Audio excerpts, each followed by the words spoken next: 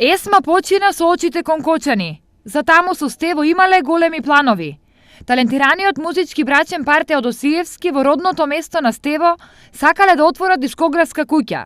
Желба која за жал не успеа да остварат ниту едниот, ниту другиот. Тие на тогашното раководство на Кочани, преку директорот Симеон Серафимов на Радио Кочани, јас бев тогаш спикер во Радио Кочани, и ни понудија да инвестираат во отворање на дискографска куќа. Меѓутоа, што стана, какви недоразбирања беа, меѓутоа бев сведок на тие преговарања на кочанското раководство и иницијативата на Есма и Стево во Кочани да донесат дискографска куќа.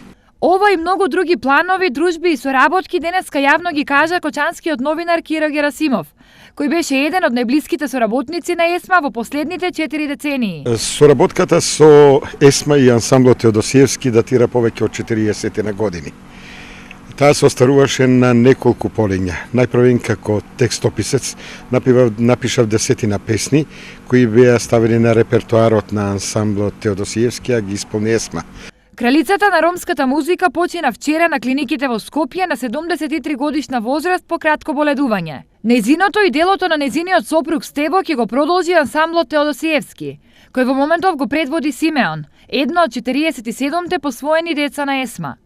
Таа во 2013 година ја доби престижната титула Национален уметник на Република Македонија, а уште пред неколку децении стана најмаркантно име на македонската, балканската и светската музичка сцена, од каде го доби името кралица на ромската музика.